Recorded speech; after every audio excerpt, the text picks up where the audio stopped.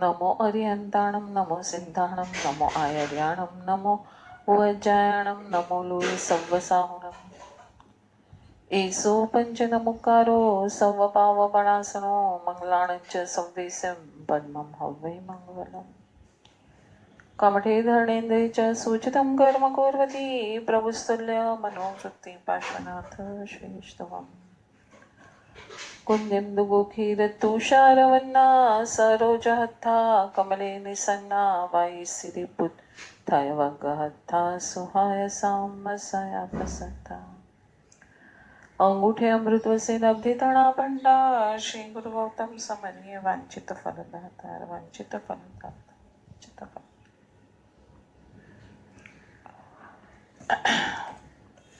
परम पूज्य मोपाध्याय श्री यशो विजय महाराज साहेब रचित समाधि शतक ग्रंथ અને તેના ઉપર પરમ પૂજ્ય ભક્તિ યોગાચાર્ય યશો વિજય મહારાજ સાહેબના વિવેચન ઉપરના સ્વાધ્યાયનો આજનો આપણો 83મો દિવસ છે અને આજે આપણે ગાથા 94 એટલે કે 94મી ગાથા જોવાની છે અને દિવસ આપણો છે 82મો સોરી 83મો દિવસ અને 94મી ગાથા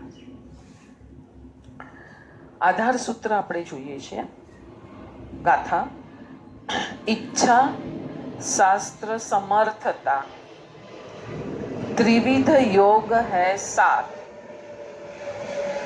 ત્રણ પ્રકારના યોગ એ જ સાર છે કયા ત્રણ પ્રકારના યોગ છે આપણે જોઈએ ગાથામાં જ આપ્યા છે ત્રણ પ્રકારના યોગ ઈચ્છા યોગ શાસ્ત્ર યોગ અને સમર્થતા યોગ આ ત્રણ પ્રકારના યોગ એ સાર છે શેનો સાર છે કાલે આપણે જોયું યોગ એટલે જોડાણ તો જોડાણ કરવામાં સારભૂત કયા કયા યોગ છે તો ઈચ્છા યોગ શાસ્ત્ર યોગ અને સામર્થ્ય યોગ ઈચ્છા નિજ શક્તે કરી વિકલ યોગ વ્યવહાર પોતાની શક્તિ પ્રમાણે સાધનાને કરવાની ઈચ્છાવાળો સાધક પ્રમાદને કારણે સહેજ ખંડિત સાધના કરે છે તેને ઈચ્છાયોગ કહેવાય છે ઈચ્છાયોગની વ્યાખ્યા શું આપી ઈચ્છા નિજ શક્તે કરી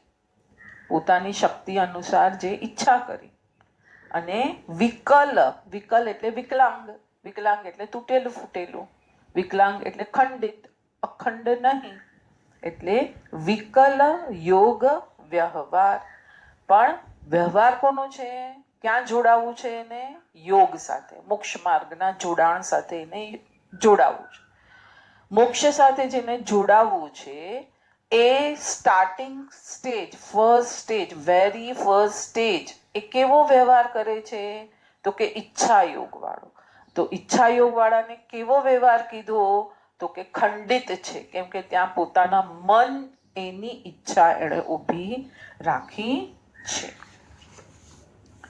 શિષ્ય પ્રવાસે જઈ રહ્યો હતો વિવેચન વાંચીએ છીએ આપણે શિષ્ય પ્રવાસે જઈ રહ્યો હતો ગુરુએ તેને કહ્યું તારા પ્રવાસના બીજા દિવસે સાંજે એક રેલવે સ્ટેશન પાસેની ધર્મશાળામાં તારે રહેવાનું થશે એ ધર્મશાળાના મુનિમની રહેણી કરણીને તું ધ્યાનથી જોજે ગુરુએ શિષ્યને બોધ આપ્યો કે તારે આ માર્ગમાં જવા એટલે મીન્સ અહીંયા જવાનું છે તો વચ્ચે તારે એક રાત રહેવી પડશે તો ત્યાં જે ધર્મશાળા છે એ મુનિમ કેવી રીતના રહે છે એ તું ખાસ જોજે અને આંતર જગતનું કોઈ મજાનું સૂત્ર જાણવા મળશે શિષ્યને શું કીધું તને અંદરના જગતનું કોઈ ઉત્તમ સાધના ત્યાં તને પ્રાપ્ત થશે એ મુનિમજીની દિનચર્યા જોતા જોતા તને ઉત્તમ કંઈક પ્રાપ્ત થશે શિષ્યને તો આ જ જોઈતું હતું તે આખી વિહાર યાત્રામાં આમ પણ આંતરયાત્રા કરવા માંગતો જ હતો અને એમાં ગુરુએ આ મધ મીઠી વાત પ્રસાદી રૂપે આપી દીધી એને આંબે અંદર જવામાં વધારે ઇન્ટરેસ્ટ હતો આ શિષ્યને વિહાર કોઈ કારણ સંજોગ કરવો પડ્યો છે. હવે આ વિહાર યાત્રામાં પણ એણે ગુરુએ આપેલી ચાવી ચગડ્યા રાખે છે, મમડ્યા રાખે છે, એટલે બહારના વધારે વિકલ્પ સંકલ્પમાં જવાતું નથી. ગુરુએ કહ્યું હતું તેમજ બીજી સાંજે રેલવે સ્ટેશનની બાજુની ધર્મશાળામાં તેને ઉતરવાનું થયું. મુનિમે તેને એક ઓરડી ખોલી આપી. હવે શિષ્યને તો બીજું કાંઈ કરવાનું હતું નહીં. એણે તો માત્ર મુનિની ક્રિયાકલાપને નિરખવાનું હતું. ગુરુએ કીધું હતું ને કે તું મુનિમ શું કરે છે તું જોજે. એનું અનુમાન એવું હતું કે પોતાનું મુનિમ તરીકેનું મુસાફરોને ઓરડી આપવાનું કામ જ્યારે પૂરું થઈ જશે તો એ આખી રાત ધ્યાનમાં પરોવાઈ જશે અને પોતાને એની ધ્યાનસ્થ મુદ્રા જોવા મળશે. ગુરુએ કીધું છે કે ભાઈ એની સાધના અંતરયાત્રાને ઉજાગર કરે, અંતરયાત્રાને આગળ કરે એવી છે, તો તું ખાસ જોજે. તો શિષ્ય ત્યાં જાય છે, જુએ છે, તો એને એમ લાગે છે કે હવે બધાને રૂમો અલર્ટ કરવાનું કામ પૂરું થઈ જશે એટલે મુનિમ કંઈ ધ્યાન કે કંઈ કરવા બેસશે તો મને એ જોવા મળશે. પરંતુ એની નવાઈ વચ્ચે મુનિમે તો રાતની છેલ્લી ગાડી સુધી આવેલ યાત્રીઓને ઓરડીઓ આપી, પછી વાળું કર્યું, તપેલી થાળી વગેરે ધોઈ લૂછી લાકડાના કબાટમાં મૂક્યા, સૂઈ ગયો. ન તો એણે ધ્યાન કર્યું કે ન બીજું કંઈ કર્યું. તો હવે શું થશે? શિષ્યને થશે ને કે આ શું મને મારા ગુરુએ ચાવી આપી. શિષ્યને થયું કદાચ એ સવારે ધ્યાન કરતા હશે. શિષ્ય તો પરોઢિયે 4 વાગે જાગી ગયા. મુનિમ તો હજી ઊંઘ્યા જ હતા. 6 વાગે મુનિમ જાગ્યા. ન ધ્યાન ન પ્રાર્થના, કંઈ નહીં. કબાટ ખોલ્યું, થાળી વાડકો કાઢ્યા, પાણીથી વીછળ્યા, દૂધ તપેલીમાં ગરમ કર્યું, પીધું અને લોકો જોડે વાતચીતમાં પરોવાઈ ગયા. આપણે ક્યાંય ગયા હોઈએ સાધના કરવા તો આપણને તો કેટલો બધો ભાર હશે, શું હશે ને શું કરાવશે ને શું નહીં કરાવે ને. મૌન શિબિરમાં જ્યારે આપણે બધા પૂછે શું કરવાનું છે, કાંઈ કરવાનું નથી, એકદમ મૌન થઈને બેસવાનું છે. એ લોકો ટાઈમ ટેબલ આપે, આપણા બધા સંકલ્પ વિકલ્પ તૂટી ગયા છે. 6 વાગે કીધું છે ત્યાં પહોંચી જવાનું, તો આપણે પહોંચી જવાનું. બધું ટાઈમ ટેબલનું ફિક્સ કરવાનું એફર્ટ તો એ લોકોએ લીધું હતું. આપણે તો એને ખાલી ફોલોઅપ આપવાનું હતું, કાંઈ કરવાનું હતું ને. એ ટાઈમ ટેબલ પ્રમાણે ચાલવાનું છે, વાત થઈ ગઈ પૂરી. સ્કૂલમાં કેમ આપણે ટાઈમ ટેબલ પ્રમાણે સ્ટુડન્ટ્સ ચાલે. હવે મેથ્સનો પીરિયડ પૂરો થયો, હવે હિસ્ટ્રીનો, જોગ્રાફીનો, ઇંગ્લિશનો, હિન્દીનો બધા લેક્ચર આવ્યા રાખે, બધા ટીચર્સ આવે, પોતે ભણાવીને જતા રહે. સ્ટુડન્ટે ક્યાંય જવાનું હોય ક્લાસ છોડીને? સ્ટુડન્ટે કોઈ એફર્ટ લેવાનું છે ખાલી ઘરેથી સ્કૂલમાં આવવાનું છે. બધું એફર્ટ ટીચર્સ લે છે. તો એ આપણને કેટલો ભાર લાગે, શું કરવાનું હશે ને, કેમ કરશું ને, શું કરશું? કાંઈ નથી કરવાનું. સ્કૂલમાં જાય તો છોકરાઓ કેટલા નિશ્ચિંત થઈને જાય છે. એવી રીતના જ આ બધું છે. પણ આપણને તો લાગે છે કંઈક મોટો પહાડ ખોદીએ ને તો કંઈક કર્યું. એ કર્તૃત્વ બુદ્ધિ હજી આપણામાંથી નીકળી નથી. હવે તો શિષ્યને નવાઈ લાગી. ગુરુએ કહેલું એટલે ખરેખર આ માણસની સાધના ઉચકાયેલી હોવી જ જોઈએ. જો મારા ગુરુએ સર્ટિફાઈડ કર્યું છે તો પોતાને કેમ કાંઈ જોવા મળતું નથી. હવે હમણાં જો ગુરુમાં દોષ નથી કાઢો. આ જ ઉચકાયેલો સાધક છે, આ જ ઉચકાયેલો શિષ્ય છે કે એને કેમ દેખાતું નથી, એને કેમ સમજાતું નથી. બાકી મહાગુરુઓએ તો બધું જે કીધું છે એ સત્ય જ કીધું છે. નિરાશ થયો, આગળનો પ્રવાસ શરૂ કર્યો. પ્રવાસ પૂર્ણ કરી જ્યારે એ ગુરુ પાસે આવ્યો ત્યારે ગુરુએ પૂછ્યું, મેં કહ્યું હતું ત્યાં તને શું અનુભવ થયો? હવે ગુરુ પૂછશે ને એને. સાધના ગુરુ આપે ને પછી સાધના એનો હિસાબ ગુરુ જ લે, બીજું કોઈ લે નહીં. અને આપણે બીજા કોઈને હિસાબ આપવાનો પણ નથી. આપણો હિસાબ આપણી સાધનાનો આપણે આપણા ગુરુઓને જ આપવાનો છે. શિષ્યે પોતે જોયેલ ઘટનાનું બયાન કર્યું. પછી નિરાશ સ્વરે ઉમેર્યું, ગુરુદેવ, મને તો કંઈ મહત્વપૂર્ણ લાગ્યું નહીં એના કાર્યકલાપમાં, એટલે એની રોજની ડેલી એક્ટિવિટીમાં મને તો કંઈ એવું અલગ કાંઈ દેખાયું નહીં. આપણે આપણા સાધનાના હિસાબો ગુરુને વધારે આપીએ કે જગતને વધારે આપીએ? જગત. શા માટે? જગતને ખબર પડે ને હું કંઈ કરી રહ્યો. અને ગુરુ પાસે તો છુપાવીએ, માયા મૃષાવાદ કરીએ. ગુરુએ કીધું હોય કે રોજ તારે 30 મિનિટ ધ્યાન કરવાનું છે, પછી એમાં તો પણ આમ પણ પછી પણ આમ પણ, હા, તો ગુરુ આગળ માયા મૃષાવાદ કરે ને જગતની પાસે ડંફાસ મારીએ, તો આ તો ઊંધી સાધના ચાલી આપણી. અને આ સાધના આપણને યોગ કરાવી દેશે, જે ઈચ્છા યોગ, જોડાણ કરવાનું છે. આગળ જઈએ. ગુરુએ કહ્યું તારું નિરીક્ષણ થોડું કાચું પડ્યું. થોડું કેમ કીધું? કેમ કે શિષ્ય એમ ના કીધું કે આમ હતું ને તેમ હતું. મને એમાં કંઈ મહત્વનું લાગ્યું નહીં, એટલે મને પકડાયું નહીં. તમારી દ્રષ્ટિ બરાબર હશે, મારી દ્રષ્ટિ કાચી છે, એટલે મને કદાચ નહીં પકડાયું હોય. ગુરુએ કીધું તારું નિરીક્ષણ થોડું કાચું પડ્યું. તારું નિરીક્ષણ સૂક્ષ્મ હોત તો. શું કીધું? તારું નિરીક્ષણ સૂક્ષ્મ હોત તો મજાનો સાધનાનો તંતુ ત્યાં તું પકડી શક્યો હોત. જો સૂક્ષ્મ કરી કાઢ્યું હોત તો તારું નિરીક્ષણ, તો તારો સાધનાનો એક મસ્ત માર્ગ તને મળી જાય. શિષ્ય કહે છે હવે મને સમજાવો ગુરુદેવ. ગુરુએ વાત સમજાવી. રાત્રે સૂતી વખતે મુનિમે વાસણ થાળી બધું ધોયું. સવારે ઉઠીને પાછા બધાએ વાસણ ધોયા. એનો ઇંગિત તું ન સમજ્યો, એનો ઈશારો તું ન સમજી શક્યો. એનો ઈશારો એ હતો વાસણ પર કબાટમાં પણ કોઈ કાણા દ્વારા, વાસણ જે કબાટમાં પડ્યા હતા એમાં કોઈ કાણા દ્વારા ધૂળ જામી શકે છે. એ જ વાત મન માટે છે. મન ઉપર રાગ, દ્વેષ, અહંકારની ધૂળ તો સતત લાગ્યા જ કરતી હોય છે.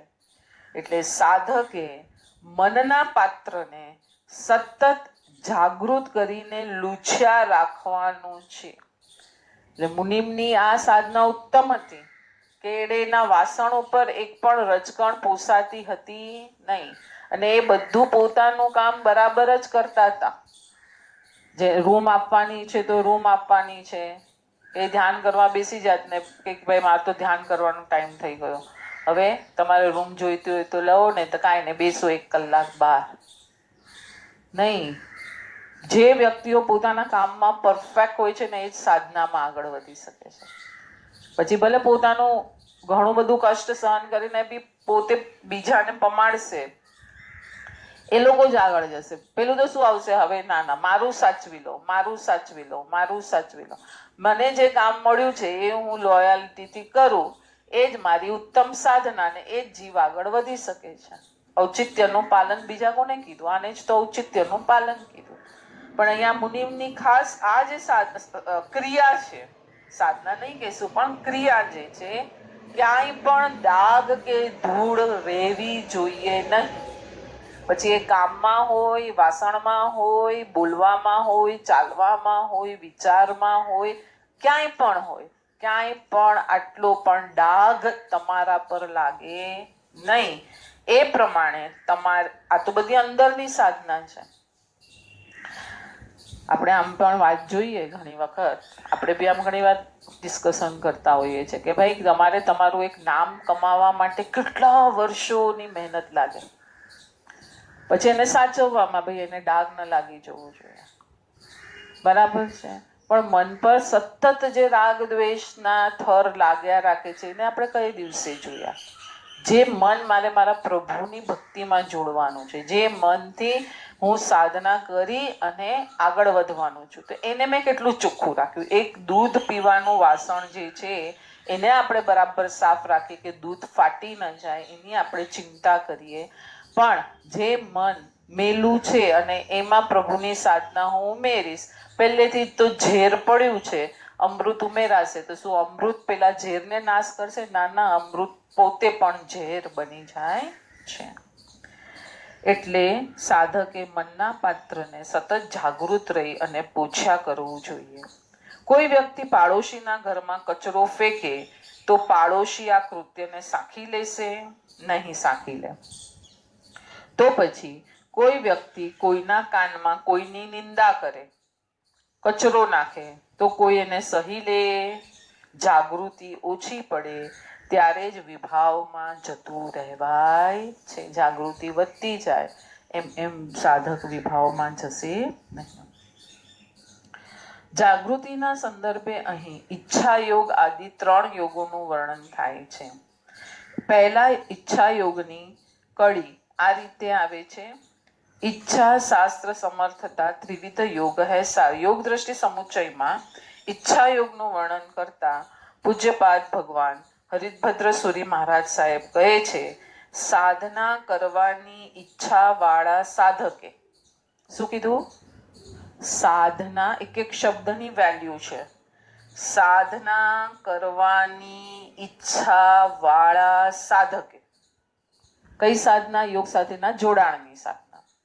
આગમિક પદાર્થોનું શ્રવણ કરેલું હોય અને એ જ્ઞાની પણ હોય, પરંતુ પ્રમાદને કારણે તેની સાધના સહેજ ખંડિત ત્રુટિવાળી થાય છે, માટે તેને ઈચ્છા યોગ કહેવાય છે. આગમ પ્રમાણ છે, પોતે સમજી શકે છે, પોતે એ પ્રમાણે ચાલી પણ રહ્યો છે, પણ ક્યારેક પ્રમાદના કારણે એમાં ખંડના આવી જાય છે, માટે એ યોગને ઈચ્છા યોગ નામ અપાયું. ધારો કે આપણે એક એક્ઝામ્પલ લઈએ.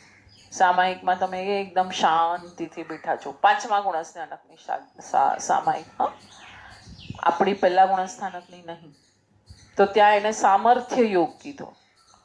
પછી જરાક ખંડના થઈ તો શાસ્ત્ર યોગ થયો, અને પછી સામાયિક પાડી અને જ્યારે એ માર્કેટમાં એટલે કે પોતાનું કામ વગેરે કરવા માટે શ્રાવક જ્યારે જશે, ત્યારે પ્રમાદના કારણે જે સાધના અખંડિત ચાલવી જોઈતી હતી એમાં કંઈક 5 અણુવ્રતમાં કંઈક ખંડના વિરાધના થઈ ગયું પ્રમાદના વસ્તી, કર્મના ઉદયથી, પોતાના અજ્ઞાન થકી કંઈક થઈ ગયું, તો આ ત્યારે એનો યોગ શું થઈ ગયો? ઈચ્છા યોગ બન્યો.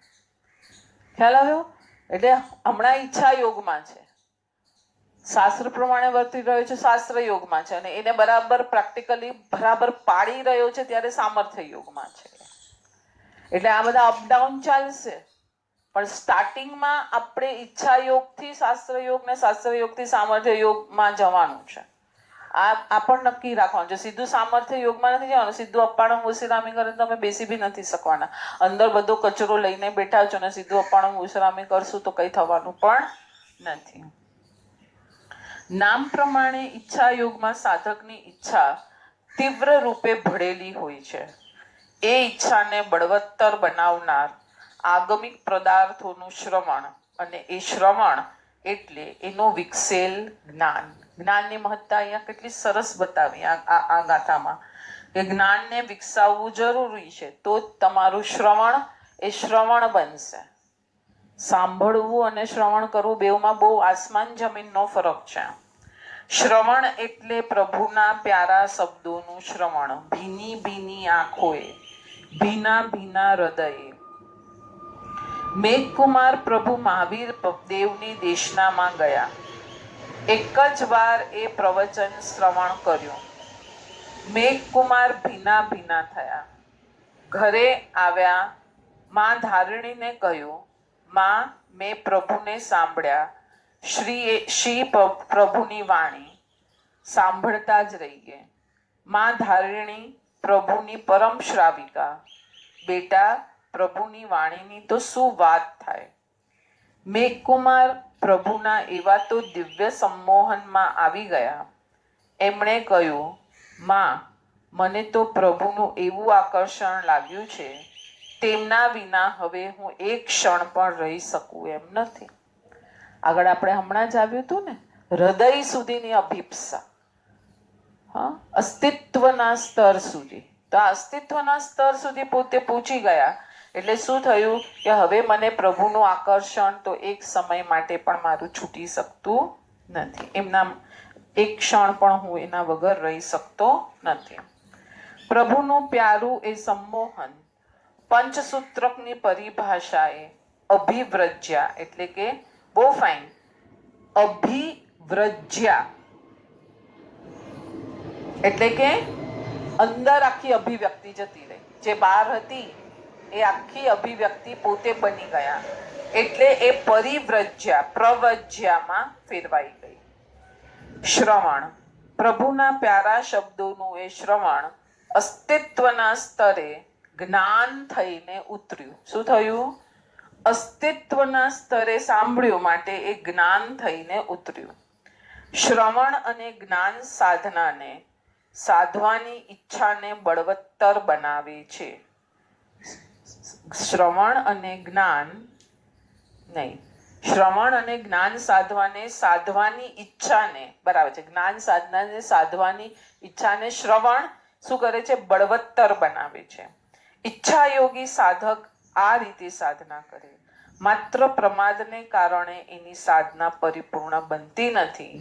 જેમ કે જ્ઞાનાચારની સાધના થાય પણ વિકાળે સ્વાધ્યાય કરવો આદિ અતિચારો એની સાધનામાં લાગે છે અને એ રીતે પ્રમાદને કારણે તેની સાધના ત્રુટિવાળી બનતી જાય છે. યોગ દ્રષ્ટિ સમુચ્ચય ગ્રંથમાં ભગવાન હરિભદ્ર સુરી મહારાજ સાહેબે બહુ ઉત્તમ રીતે એક એક સ્ટેપ્સને ઈચ્છા યોગ વાળો જે જીવ છે એ કેવો છે, એની અંદર શું ચાલી રહ્યું છે, શા માટે પ્રમાદ આવે છે, એના સુપર વર્ણન ત્યાં કર્યું છે. એ જ વસ્તુને અહીંયા ઉપાધ્યાયજીએ અલગ એંગલથી પણ સેમ કેમ કે આપણે પહેલા વાત થઈ કે અલગ અલગ નદીઓ છેલ્લે સમુદ્રમાં જ મળવાની છે. એટલે હવે આપણે પૂર્ણાહુતિ તરફ જઈએ છીએ તો આ જ આવશે, બીજું કંઈ આવશે જ નહીં. 95મી ગાથા. શાસ્ત્ર યોગ ગુણ ઠાણકો પૂર્ણ વિધિ આચાર ગુંઠાણાને યોગ્ય પૂર્ણ આચાર વિધિ વાળો યોગ એ શાસ્ત્ર યોગ છે. શાસ્ત્ર યોગની કેટલી સુપર વ્યાખ્યા કરી કે જે ગુણસ્થાનક પર જે ગુણસ્થાનક એટલે શું? પહેલું, બીજું, પાંચમું, છઠ્ઠું આપણે જે બધા ગુણસ્થાનકના નામ બોલીએ છીએ એટલે આટલા ગુણોની જેનામાં પરિણતિ થઈ ગઈ છે એને આ સ્ટાન્ડર્ડ મળ્યું છે. તો ત્યારે એને આ ફોલોઅપ આપવાનું છે. ધારો કે પહેલા ગુણસ્થાનક વાળો જીવ છે કોઈ, તો એને કઈ ફોલોઅપ આપવાનું હશે કે નહીં આપવાનું હશે? આપવાનું છે. શું આપવાનું હશે? પણ પહેલા સ્ટાન્ડર્ડમાં આવવા માટે જ ઇટસેલ્ફ હરિભદ્ર સુરી મહારાજ સાહેબે કીધું છે અનાદિ મિથ્યા દ્રષ્ટિ અને મિથ્યાત્વ ગુણસ્થાનક, આ બેમાં આસમાન જમીનનો ફરક છે. અનાદિ મિથ્યા દ્રષ્ટિ એને તો કોઈ ઉહાપો નથી થયો, કોઈ સ્પંદન નથી થયું, કઈ આગળ શું છે એની કઈ ભાન જ નથી, ગતાનું ગત એ ફર્યા રાખે છે. ને મિથ્યાત્વ ગુણસ્થાનક છે એમાં એને પોતાના બધા દોષો દેખાય છે અને એ દોષો કાઢવા માટે શું કીધું? ઈચ્છા યોગ પહેલા આપણને સમજાવ્યો, હવે સમજાવે છે શાસ્ત્ર યોગ. પદ અતીત અનુભવ કયો યોગ તૃતીય વિચાર શાસ્ત્રમાં બતાવેલ ઉપાયોનું અતિક્રમણ કરીને શક્તિના અધિકપણાથી ધર્મ વ્યાપાર કરાય તે સામર્થ્ય યોગ છે. બહુ ફાઇન વ્યાખ્યા કરી. પદ અતીત અનુભવ કયો? જે અનુભવ આપણે પાછળ કર્યો હોય એ જ સેમ ટુ સેમ અનુભવ તમે કરો. ધારો કે બિઝનેસમાં બી તમે એક દિવસમાં 10 લાખ કમાયા. હા, બહુ ફાઇન. જો એમ બહુ સરસ મને ગમ્યો આ કે પોતાને જેટલી શક્તિ છે એનાથી જ્યારે વધારે વ્યાપાર શરૂ થાય છે એને સામર્થ્ય યોગ કીધો છે જ્ઞાની ભગવંતોએ. તો એકવાર તમે 10 લાખ કમાયા એક દિવસમાં સપોઝ, હા, હવે બીજા દિવસે પાછા 10 લાખ કમાયા સેમ, તો તમારે રોમાંચ આવશે એમાં? હજી વધારે પણ ના સેમ જ. પહેલે દિવસે જે 10 લાખ કમાયા, ક્યારેય નતા કમાયા 10 લાખ તમે. કોઈ દિવસ કમાયા જ નતા તમે 10 લાખ. એ 10 લાખ તમે આજે કમાયા, તો ત્યારે કયો રોમાંચ હશે? અરે મેં આ મારા કામને આ રીતે મારી શક્તિ નથી તો પણ વધારે કર્યું, વધારે એફર્ટ નાખ્યું, વધારે લોકોની સાથે કોન્ટેક્ટ કર્યો, આ જે બી XYZ જેનું ફિલ્ડ હોય, તો તમે અતિક્રમીને સામર્થ્ય યોગ કર્યો ત્યારે તમને કંઈક વધારે મળ્યું. હવે આટલો સામર્થ્ય તમારી પાસે હતો 75%, આપણે પર્સન્ટેજ પ્રમાણે ચાલીએ. હવે 75% પ્રમાણે તમે હવે રોજ ચાલશો ને એ જ પ્રમાણે, કે એમાં પાછું થોડું નાખશો, થોડું એફર્ટ વધારે નાખશો. એટલે રુચિ અનુયાયી વીર્ય જ્યાં છે ત્યાં શું થશે? હવે એફર્ટ વધારે પડતું જશે કે ના ના, હવે જો 10 કરી શકું છું તો 12 બી હું કરી શકીશ, 15 બી હું કરી શકીશ. એમ ધીરે ધીરે ધીરે ધીરે ધીરે આગળ જશે કે નહીં સામર્થ્ય યોગ. બસ એ જ વ્યાખ્યા અહીંયા કરી કે શાસ્ત્રમાં જે ઉપાયો બતાવેલ છે, શું બતાવ્યા? ભેદ જ્ઞાન કર, શરીર તારું નથી, તું આત્મા છે, તું જ્ઞાનનો ભંડાર છે, અનંત ગુણ, અનંત શક્તિઓ, અનંત અનંત અનંત જ્ઞાનનો તું માલિક છે, તારી અંદર કેટલા બધા ધર્મો ભરેલા છે, તને કોઈ છેદી ન શકે, ભેદી ન શકે, બાળી ન શકે, નાશ કરી ન શકે એવો તું છે. હા, નિરંજન, નિરાકાર, અરૂપી, શક્તિમાં સામર્થ્ય, આ 14 લોકમાં આની શક્તિ જેવી કોઈની શક્તિ નથી. પરમાણુ બોમ્બની શક્તિ બી અમુક લિમિટેશન સુધીની છે કે ભાઈ આટલાને બાળી શકશે. આપણે જોઈએ છે કે જાપાનમાં તો કે આટલું હિરોશીમા અને નાગાસાકીને જ આટલું ડેમેજ કરી શક્યું, એટલી જ પરમાણુની બોમ્બની પણ શક્તિ હતી. આખા જગતને એક સમયમાં જાણી શકે એવી શક્તિ છે ક્યાંય કોઈની. તો આવા શક્તિવાન જે આત્મા છે તેને રોજ અતિક્રમીને થોડું આજે વધારે, થોડું આજે વધારે, થોડું આજે વધારે, થોડું આજે વધારે, પણ પેલા ઈચ્છા યોગથી, પછી શાસ્ત્રના ગુણ રહસ્યને સમજી અને એના પ્રમાણે થોડું આજે વધારે, થોડું આજે વધારે, થોડું આજે વધારે એમ કરતા જશું તો બેડો પાર નહીં થઈ જાય? થઈ જશે ને? હા, બસ આવી ખુમારી લાવવાની છે. આમ ગરીબડા થઈને બેસવાનું નથી.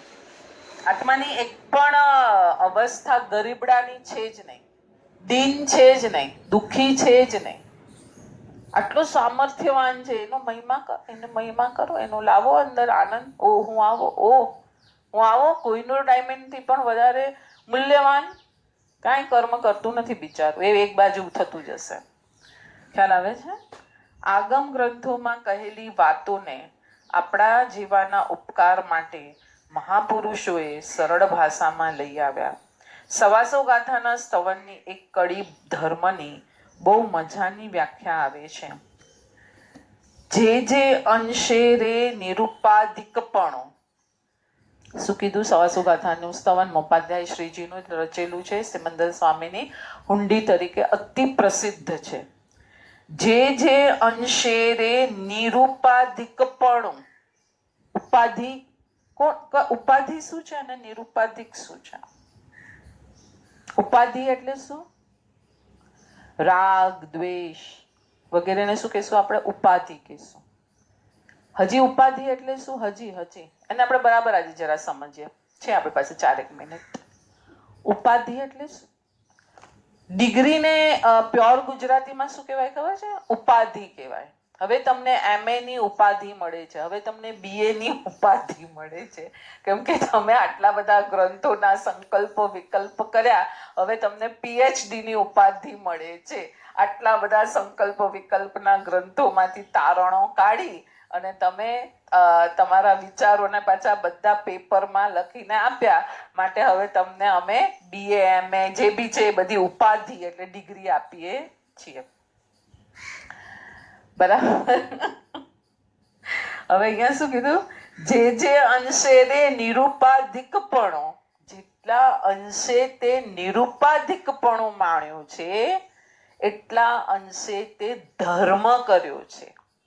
કેમ કે તારો ગુણધર્મ શું છે? જ્ઞાન. ખાલી જાણવું છે ને. આપણે કોઈને પૂછીએ, નવતત્વ ભણાવતી હોય તો શું કે રત્નત્રય, દર્શન, જ્ઞાન, ચારિત્ર એ તારા ગુણ છે. થઈ ગઈ વાત પૂરી. પછી પછી પછી મારે એઝ અ ટીચર, ગુરુ નહીં પણ ટીચર, મારે એને શું એંગલ પકડાવવાનો છે? દર્શન, જ્ઞાન, ચારિત્ર જો તારા ગુણ છે તો રાગ દ્વેષ એ તારા ગુણ નથી જ. એ હવે તું આજે પકડતો જા. એ અંશે, જેટલા અંશે તું નિરુપાધિક રહ્યો એટલા અંશે તે તારા ગુણને માણ્યા છે. જે અંશે રે નિરુપાધિકપણો તે જાણો રે ધર્મ. ઉપાધિ આપણે કેટલા બે પ્રકારની કરીએ છીએ. એક તો રાગાદી ભાવની અને હું કરું એની. બરાબર છે? આપણે કંઈક બીજું ધ્યાન કરીને બેઠા છીએ. ધ્યાન કંઈ બીજાનું કરવાનું છે ને કરી રહ્યા છે બીજું, અને એને પાછું રાગ દ્વેષ ઘી આપ્યા રાખે છે. Okay okay okay. આપણે કડી પેલા લઈ લઈએ. જે અંશે રે નિરુપાધિકપણો તે જાણો રે ધર્મ. સમ્યક દ્રષ્ટિ રે ગુણ ઠાણા થકી જાવ લહે શિવ શર્મ. ધર્મ એટલે નિરુપાધિક દશા. કર્મ હોવા છતાં તેનાથી સાધકનું નિર્લિપ્ત રીતે રહેવું એ છે નિરુપાધિક દશા. ક્વેશ્ચન કરશે. મને ઘણા લોકો એક સવાલ પૂછ્યા છે કે નીચેના ગુણસ્થાનકે આ પોસિબલ છે? કે નીચેના ગુણસ્થાનકે નિરુપાધિક થવું પોસિબલ નથી.